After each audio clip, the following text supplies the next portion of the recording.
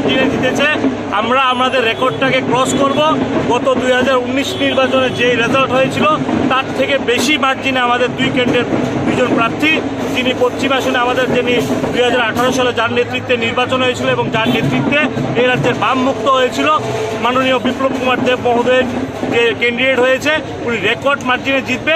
এবং পূর্ব আসনেও আমাদের কৃতি সিং দেববর্মা যিনি আমাদের ক্যান্ডিডেট হয়েছেন, উনিও গত 2019-এর যে নির্বাচন সেই নির্বাচনে রেকর্ড মার্জিনে জিতবে। শুধু আমরা একটাই বার্তা দিতে চাই, আমরা সবকা সাথ সবকা বিকাশ, এবং আমরা চাই এই রাজ্যের প্রত্যেকটা মানুষকে সঙ্গে করে নিয়ে রাজ্যটাকে ডেভেলপমেন্ট করা। এবং আমি আপনাদের মাধ্যমে যারা বিরোধী বন্ধুরা আছে তাদেরকে বলতে চাই, যারা যারা ভারতীয় জনতা পার্টিতে এখনও সামিল হয়নি তাদের কাছে আপিল করতে চাই, চলুন বন্ধুরা আপনারা আমাদের সঙ্গে আসুন। আমরা চাই আপনাদেরকে সঙ্গে করে নিয়ে এই ত্রিপুরাকে ডেভেলপমেন্ট করা, এই ত্রিপুরাকে শ্রেষ্ঠ রাজ্য বানানো। এবং আমরা চাই সবকা সাথ সবকা বিকাশের মাধ্যমে সমাজের অন্তিম ব্যক্তি ডেভেলপমেন্ট করা যায়, সেই বিষয়ে আমরা কাজ করতে চাই। আজকের যারা যুবকরা আছে, অন্যান্য পার্টিতে কোনো যুবক নেই, অন্যান্য পার্টিতে যারা পুরন যারা আছে তাদেরকে নিয়ে বসে আছে। একমাত্র ভারতীয় জনতা পার্টি যুবকদেরকে সরকারি হোক সংগঠনের হোক যুবকদেরকে সম্মান এবং প্রাধান্য যদি দিয়ে থাকে একমাত্র ভারতীয় জনতা পার্টির সংগঠন এবং সরকার। কারণ আপনারা দেখবেন এই পার্টিতে বিভিন্ন যুবকদেরকে মণ্ডল সভাপতি থেকে আরম্ভ করে জেলা সভাপতি থেকে আরম্ভ করে পার্টির অফিস দিয়ে বিভিন্ন বড় বড় দায়িত্ব দিয়ে আছে।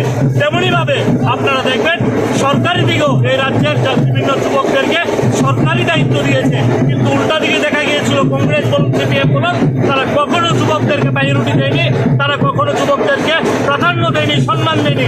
তারা শুধুমাত্র যুবকদেরকে লাইনে হাঁটানোর জন্য তারা যুবকদেরকে ব্যবহার করেছিল, মিথ্যা প্রতিশ্রুতি দিয়ে তারা ব্যবহার করেছিল।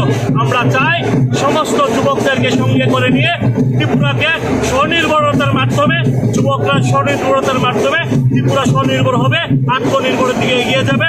এবং প্রত্যেক ভোটারদের কাছে আপিল করতে চাই, আসুন বন্ধুরা সবাই, আমার মা বাবা থেকে শুরু করে দাদা দিদি থেকে শুরু করে ভাই বন্ধু থেকে শুরু করে সবার কাছে আপিল করছি, আপনারা সবাই আসুন।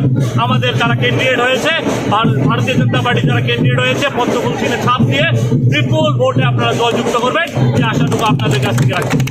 বার্তা একটাই যে এবার আবার ভারতবাসীর আশীর্বাদে, ত্রিপুরাবাসীর আশীর্বাদে, গণদেবতাদের রায়ে তৃতীয়বারের মতন মোদী সরকার প্রতিষ্ঠিত হতে চলেছে। এবং এবার ঐতিহাসিকভাবে ভারতবর্ষে একটা নতুন 400 পার যেটা আমাদের বার্তা রয়েছে। এবার মোদী সরকার, এনডিএ সরকার 400-র ওপর সিট নিয়ে কেন্দ্রে তৃতীয়বারের মতন ক্ষমতায় আসতে চলেছে। কারণ মোদী সরকারের গত 10 বছরে বিকাশের যে ধারায় রাজ্য প্রবাহিত হয়েছে, গোটা দেশ যে নতুন উচ্চতায় পৌঁছেছে এবং 2047-এর মধ্যে বিকশিত ভারত নির্মাণের যে সংকল্প রয়েছে, ভারতকে বিশ্ব গুরু বানানোর যে সংকল্প রয়েছে, সেই সংকল্পের সার্থক বাস্তবায়ন হবে। এবং রাজ্যবাসীর মধ্যে যে উচ্ছ্বাস রয়েছে, গোটা রাজ্যের মানুষ সমস্ত ধর্ম, মত, পন্থ, রাজনৈতিক ভেদাভেদ ভুলে গিয়ে মোদীজির জন্যে পশ্চিম ত্রিপুরা আসনে আজকে মাননীয় ভারতীয় জনতা পার্টির প্রার্থী প্রাক্তন মুখ্যমন্ত্রী তথা রাজ্যসভার বর্তমান সাংসদ বিপ্লব কুমার দেবজি মনোনয়নপত্র জমা দিতে যাবেন।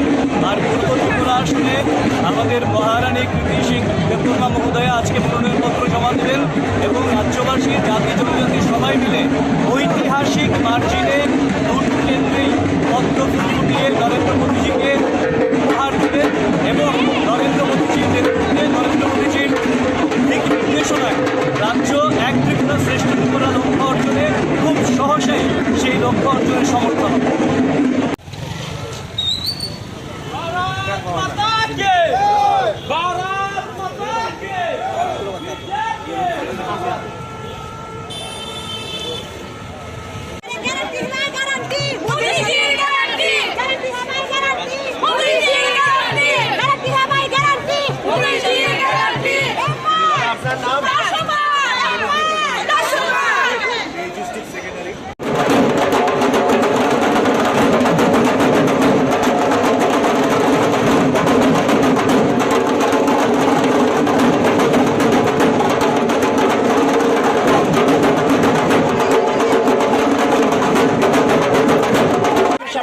জেলা রিটার্নিং অফিসার, পশ্চিম ত্রিপুরা জেলা রিটার্নিং অফিসারের কাছে দাখিল করবেন শ্রী বিপ্লব কুমার দেব।